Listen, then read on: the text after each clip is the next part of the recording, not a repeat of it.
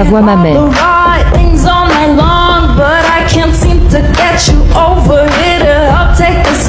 Bah, je vous assure que quand je regardais passer les TikTok de Dream Academy, je me suis dit, on l'a prise parce qu'elle est belle. Je suis désolée, mais au début, on voyait rien. Maintenant, elle était là quoi. L'expression du visage, la danse, elle a pas trop d'assurance. Mais récemment, dans Fearless, j'ai entendu son timbre de voix et je suis en mode, elle a un grain de voix unique. Le grain de voix qui plaît à l'international. Et là, ça s'est confirmé dans cette performance que j'ai beaucoup aimé. Là, limite, on dirait plus Buttons en groupe que les Pussycat Dolls. Les Pussycat Dolls, c'était que Nicole et compagnie. Mais bref, là, vous avez entendu son timbre de voix, mais je comprends pourquoi elle est là. Je comprends pourquoi ils ont recruté son timbre de voix. C'est un timbre de voix à pas louper. C'est pas possible de... Vous avez entendu le over.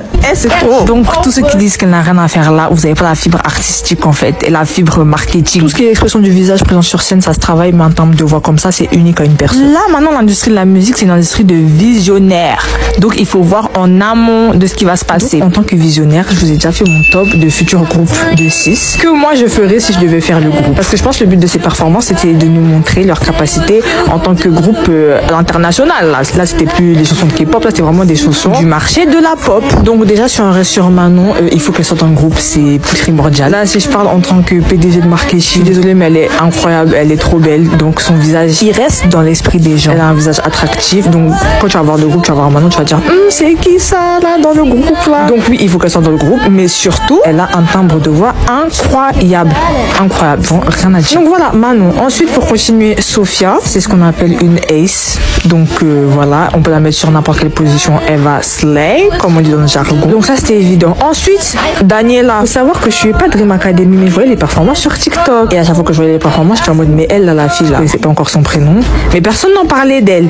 Mais là, récemment, avec Buttons, oui, Daniela, en fait, elle mérite toute l'attention qu'elle reçoit parce que à chaque performance où je l'ai vue, elle a jamais flop. Elle a une présence sur scène de fou. Et elle chante super bien aussi. Donc je comprends pas pourquoi les gens ils parlent pas plus d'elle. Donc voilà, Daniela, elle est primordiale dans le groupe, elle aussi. On pourrait la qualifier d'Ace aussi, et oui. Ensuite, mais en fait, toutes les personnes qui sont dans le groupe, elles sont primordiales.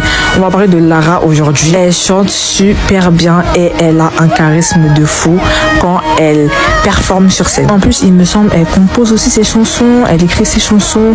Donc, elle fait partie du groupe des Ace. Une présence sur scène, ton regard, il se fixe automatiquement sur elle. Par exemple, dans la performance là de Confidence, je suis désolée, mais je voyais que Megan et Lara. D'où mon prochain point, qui est d'inclure Megan dans le groupe aussi. Ouais, ce mouvement là qu'elle a fait là, j'étais sidérée. Parce qu'en fait, ça marque l'esprit. Genre, il y a des choses, tu regardes une performance et on va te demander de restituer certains moments de la performance. Bah moi, j'aurais dit ça et ça pour Confident. Clairement. Et ça aussi. Vraiment, waouh. Est-ce qu'on a une voix comme ça là? Là, c'est... Faut prendre des gens déjà assurés et des gens avec du potentiel. Et oui, c'est ça le visionnaire. Et après mon dernier choix, je vous assure que j'ai beaucoup hésité, mais on a déjà beaucoup de vocalistes. En fait, j'ai 2 derniers choix. C'est pour ça que moi, je veux un groupe de 7, mais bref. Je prendrais soit Emily, soit Nayeon. Dans tous les cas, ça reste Dream Academy. C'est un truc issu de la Corée. Donc, il faudra forcément un membre coréen, je suppose. Et Nayeon, elle chante super bien. Mais pourquoi mon choix aussi s'est porté sur Emily? C'est parce que la fille aussi, elle est charismatique. Elle apporte un truc. Elle danse super bien. Et non, aussi, ton regard, il se porte sur elle. Là, toutes les personnes que je choisis, c'est des personnes qui ont fait que mon regard se tourne vers elle, instinctivement. Donc, Nayeon aussi, elle est dedans. Après, effectivement, dans un groupe, s'il y a beaucoup de fortes personnalités, ça fait pas des fois un mélange très homogène. Mais c'est pas grave, make it work. Voilà, c'est ça mon top 6. Top 6, 7, si c'est possible. Maintenant, si je devais les classer, je ne saurais les classer. Mais en tout cas, je sais que Manon Yaya, je t'aime bien, mais elle sera en 6e. Mais je vous assure que cette 6e position, ça reflète juste ses compétences aujourd'hui. Parce que quand elle va travailler dessus et que ça va être acquis, elle aura la première place tous les jours, Manon. Et je vous promets. Donc, faut arrêter de la 1, de lui tomber dessus comme ça. Please step forward to receive your invitation. Bon, voilà, du coup, ça, c'est les résultats de la mission 3. Donc, on va juger ensemble. Regardez, là, ça défile. Donc, Yue et ses fétèches. Qui d'autre? En fait, vous avez vu sur les photos tout à l'heure, là, mais ça me fume. Céleste, elle s'est fétèche en 6e position, voilà. Et Nayeon, elle s'est fétèche. Bon, maintenant, apparemment, si Nayeon, elle s'est fétèche, c'est à cause d'un commentaire qu'elle aurait dit. Après, c'est une rumeur. En mode que si elle faisait partie du groupe, elle allait rester 1 ou 2 ans et après, elle allait se lancer en solo. Et là, les gens, ils ont pété un câble. Ils ont dit, ouais, comment elle est là, elle prend la place des autres et tout. Mais après, ce n'est qu'une rumeur.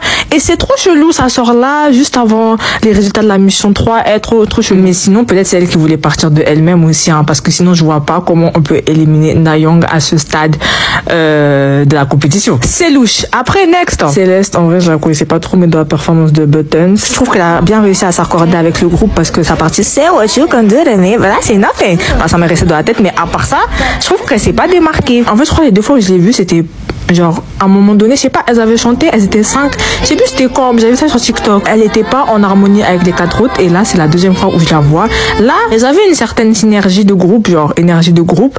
Mais voilà quoi. Donc en vrai, Céleste, ça va aller, maman, parce que quand même, elle arrive quand même à s'adapter, elle danse bien, ça va le faire. Ensuite, Yue, en fait, je savais qu'il y avait une participante japonaise, mais sinon... là, j'avais jamais vraiment vu, genre, il me semble qu'elle danse très bien, mais après, vocalement parlant, là, j'ai entendu performance. Et Yue, je suis désolée, mais sur cette performance, elle a dead, elle est tellement bien avec le thème de la performance, et elle danse très très bien, elle a une bonne présence sur scène et tout, et son timbre de voix, il allait trop bien avec la chanson. Donc elle, je sais pas pourquoi on la tèche, mais ça doit être vocalement parce que le reste, elle a tout. Même si là, son timbre de voix, il allait bien avec la chanson. Dans ce show, il y a déjà beaucoup de candidates avec des timbres de voix déjà maîtrisés, donc c'est dur de se démarquer, faut se la donner, hein. Bref.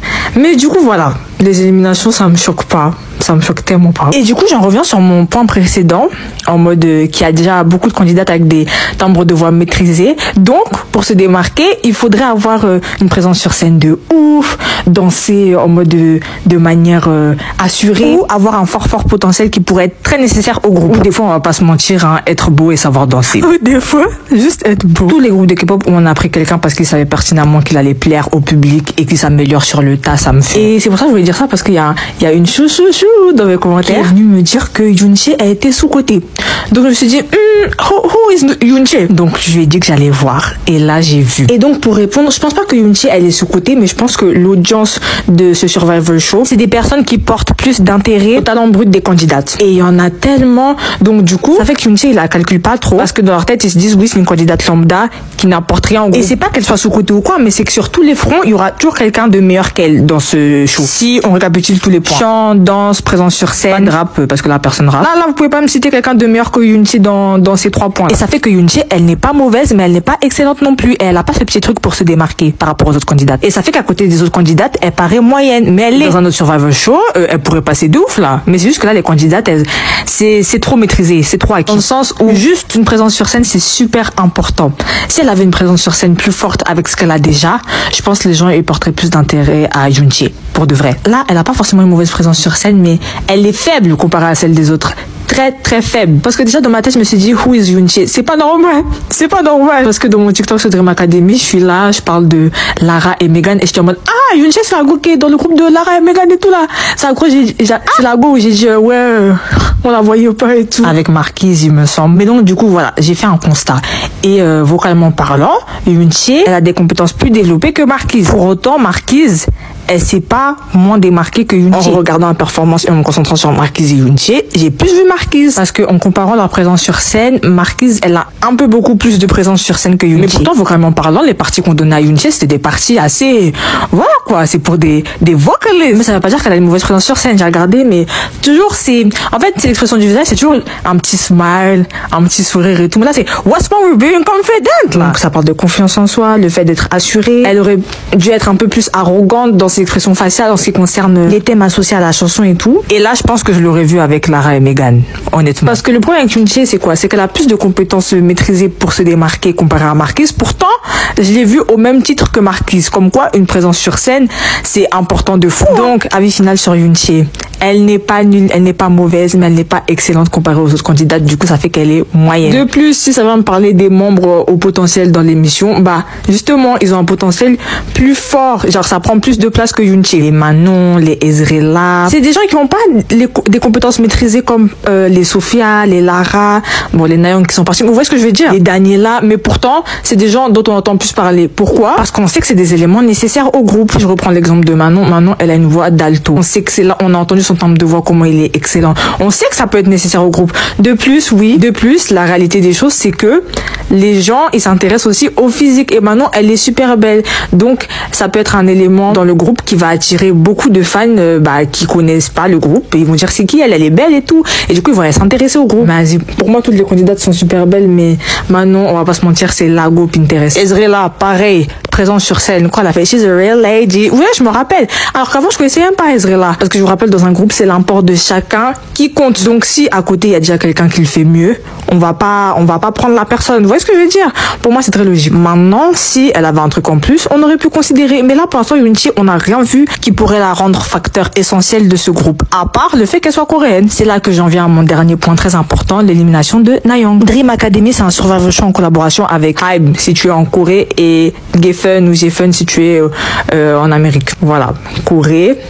Il faut un membre coréen. Yoonji, c'est le dernier membre coréen, vu que Nayoung, elle est partie. Donc, il y a de très fortes chances pour qu'elle passe. Ah, je dirais même, j'en suis sûre, là. Si elle passe pas, je serais choquée, parce qu'ils disent que ça reste un groupe global, mais c'est en collaboration avec HYBE. Et HYBE, on sait comment ils agissent, là. Donc, soit elle passe parce que c'est un membre coréen, et ça reste quand même une fille qui sait chanter et elle sait danser, mais elle pourra s'améliorer sur le terrain. Soit, bon, ça m'étonnerait, mais elle passe pas. Et ce Survivor Show, c'était un show pour promouvoir le nouveau groupe de HYBE, un K-pop groupe, et elle va être dedans, genre. Vous voyez ce que je veux dire? Ça, c'est très possible, parce que ça peut être une expérience pour elle, et voilà, et elle aura de la visibilité à l'international aussi. Voilà, c'était mon avis sur Yoonji. Ouais, c'était long, là. Allez, faut que je retourne travailler. Voilà, moi, je vous spoil aujourd'hui, c'est ça la line-up. Et je suis trop contente, là. Et je suis trop contente, Voilà, Yoonji, je vous avais dit, je savais elle allait passer, c'était évident. Dream Academy, c'est un survival show en collaboration avec HYBE, situé en Corée, et Geffen ou Jefun, situé en Amérique. Voilà, Corée. Il faut un membre coréen. Yoonji, c'est le dernier membre coréen, vu que Nayoung, elle est partie. Donc, il y a de très fortes chances pour qu'elle passe. Ah, je dirais même, j'en suis sûre, là. Si elle passe pas, je serais choquée. Line-up, je suis trop contente. C'était grave bien quoi, en fait, là, qui sont passés. Voilà, passez une bonne journée, moi, je vais aller dormir. Non, mais avant ça, je tiens à dire que ça fait longtemps que j'ai pas vu une line-up aussi, genre, remplie de sens. Genre, c'est logique. Tous les éléments pour que le groupe y réussisse. Il y a alto, soprano, tout ce que vous voulez là, tout pour faire des harmonies, éléments facteurs, visual, il y a tout, performeur, il y a tout. Pour une fois, il y a beaucoup de bons chanteurs, parce que c'est le but, danseurs, compositeurs et tout. Moi, si le groupe, il faut le faire. Membres coréens, et on a tout mis là dans le groupe là. Bref, être trop choquée là. J'ai hâte, vraiment j'ai hâte du groupe. Voilà, c'était tout pour le récap. J'espère que demain ça va être bien pour Star Academy en question.